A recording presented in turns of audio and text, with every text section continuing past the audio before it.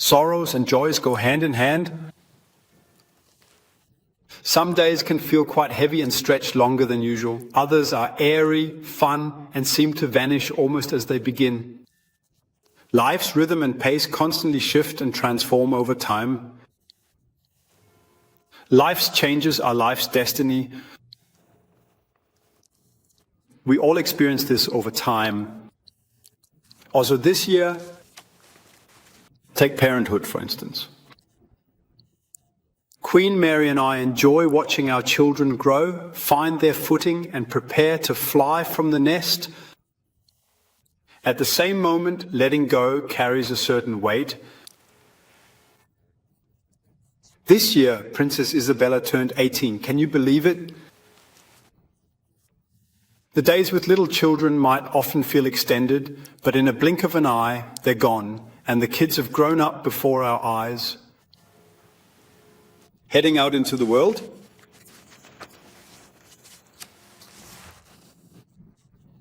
A world brimming with chances, but accompanied by obstacles, some tougher than anticipated. The number of wars is high. One of them is taking place close to us. Just a couple thousand kilometers from Denmark, Ukrainians are fighting for their freedom. For nearly 4 years, they have persisted, resisted, and held their ground to exist as a free and self-reliant nation. The war brings pain and misfortune to Ukrainians and spreads insecurity and unease across Europe. The battles rage on Ukrainian soil, but they are about the right to security, independence, and sovereignty. Across our continent and beyond, as something deeply significant is on the line, Ukrainians never wished for war, hence they truly deserve lasting peace. Here at home, peace has been our everyday reality for decades. Many of us have been fortunate enough to know nothing besides security. Those who experienced the liberation 80 years ago are fewer now. First-hand accounts have turned into second-hand ones. We felt so at ease for so long that we may overlook that things could be otherwise. For others, the shadows of the past have yet to fade. Finland, with its harsh history, is an example of a country that manages to keep the worst scenarios in mind without putting life on hold. For Finns, the threat from the east has never entirely dissipated. They live with it, but do not succumb to it. Queen Mary and I felt this deeply during our visit to Finland earlier this year. In Latvia, peace remains fresh and was still youthful when I, then a student, visited the country in the spring of 1992. Half a century of occupation leaves profound effects on a nation, deeply contrasting it with my own perception of life. In Latvia, I truly felt what it entails when freedom becomes a privilege, not a given. A sentiment that resonates and echoes strongly here at home. For something is changing. Not everyone wishes us well, and in the grey area between peace and unrest, anonymous attacks seek to create chaos, sow division, and frighten us. It can be websites suddenly going down. It can be misleading videos spreading distrust. It can be drones appearing in the sky as ominous warnings. What will be next, we wonder?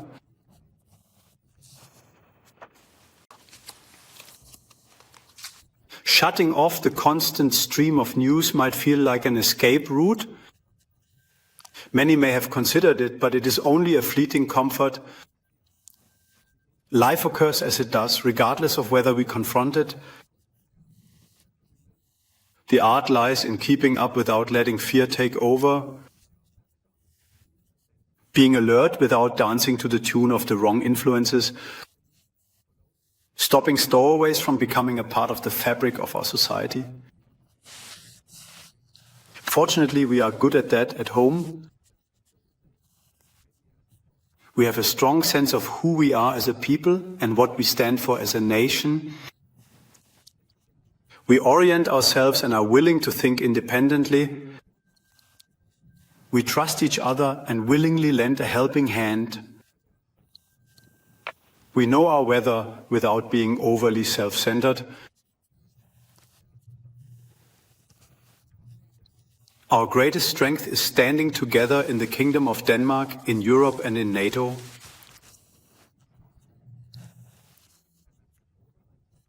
There's an old adage, plan for the worst while holding on to hope for the best outcome. In the defense, this is not just a saying, it's something practiced. Queen Mary and I felt this in practice. This year's trip to Latvia included visiting the Danish battalion stationed at Camp Valdemar. With the collaboration of NATO allies, they ensure collective defense and safeguard peace in the Baltic region by setting exemplary standards alongside boosting morale. My gratitude goes to our deployed personnel who represent us and to their families who endure their absence with strength.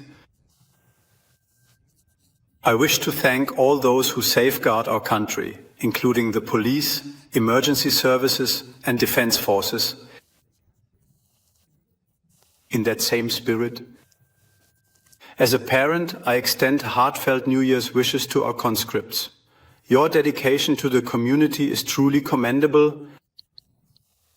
I hope, like the Crown Prince recently and myself in earlier days, you grow through the trust you receive and show others.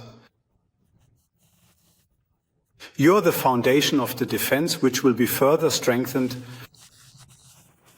Considering both time and the people involved,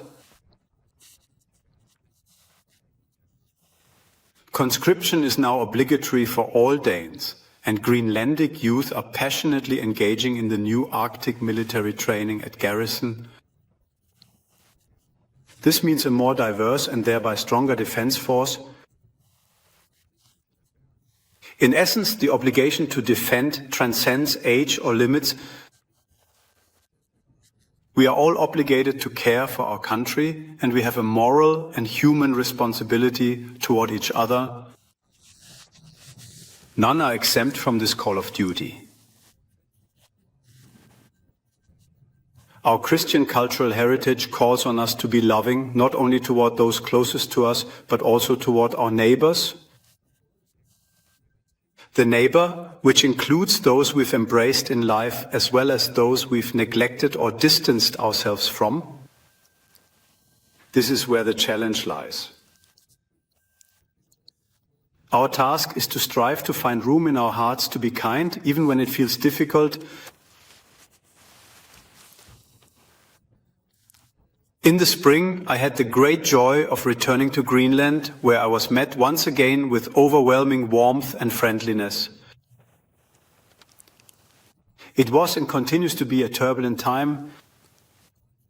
Despite this, Greenlanders remain resilient, standing strong with pride and strength. They strengthen bonds within and garner deep respect from outside, solidifying the tale of a resilient Arctic community. In early summer, it was finally time to visit the Faroe Islands. The excitement had been building up greatly, and it was more than fulfilled when Queen Mary, Princess Josephine, and I set foot on the beautiful soil of the Faroe Islands. From the air, from the land, and from the sea, the almost otherworldly beauty stretched as far as the eye could see, and the mist allowed. Wherever we traveled in the lush, vibrant and undulating terrain, the renowned Faroese hospitality welcomed us with open arms. Also on the dance floor, for when Faroe Islanders dance in chains, there is always room for one more. Communities exist in numerous forms, and the traditional dance effortlessly adapts into a fresh expression when more participants join in.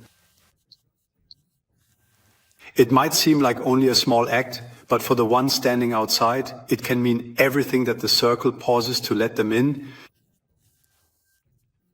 This applies to the dance and to most other things in life. I would like to thank the Faroe Islands and Greenland for once again welcoming my family and me so warmly. On behalf of Queen Mary and myself, we would generally like to extend a warm thanks to the many who have made an effort for our sake throughout the year. It is clear that significant effort is put into preparing for our visits, whether arranging running routes around the city or making space for Dannebrog at the port. Wherever we have arrived, we have enjoyed the flourishing local character. Each town has its distinctiveness, its charm. Each corner has its craft.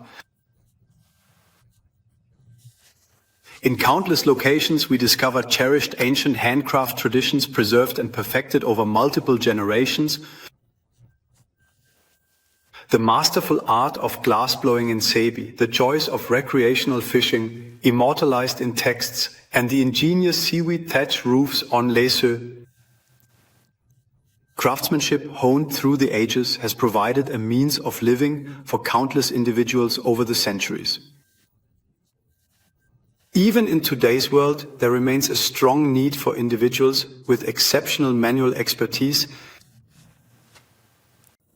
Earlier this year, in August, Kasper, Niels, Sophie and Magnus came together. They are examples of those who truly live up to that description. All 5 participated in the European Championship for young apprentices and skilled workers in Herning. Their professions were vastly different, but they shared the ambition to deliver craftsmanship of the highest quality.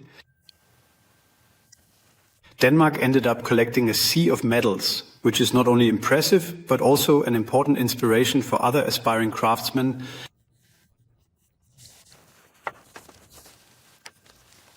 Young apprentices and skilled workers can create wonders with their hands, so of course they should not just assist, but take charge with confidence in the workplaces fortunate to have them.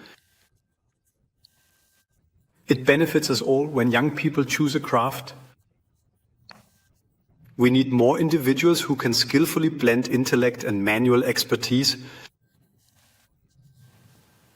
In today's world, where information is instantly accessible and many tasks can be tackled with a simple instruction, the demand for craftsmanship is greater than ever. Great craftsmanship doesn't come effortlessly. It demands both commitment and time investment. And this is most likely still the route to mastering skills.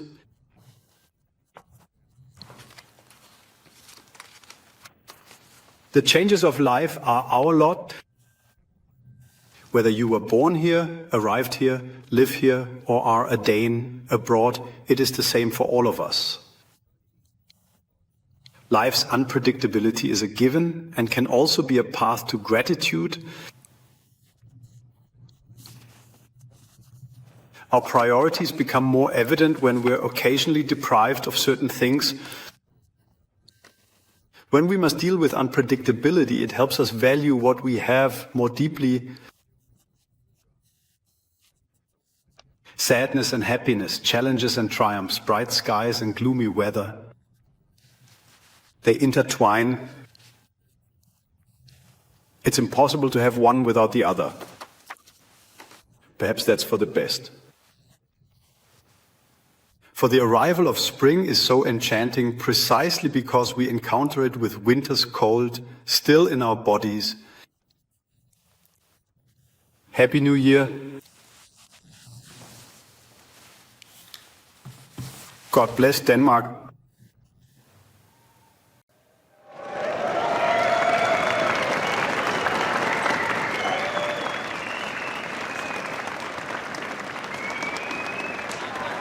Godt nytår på 1023.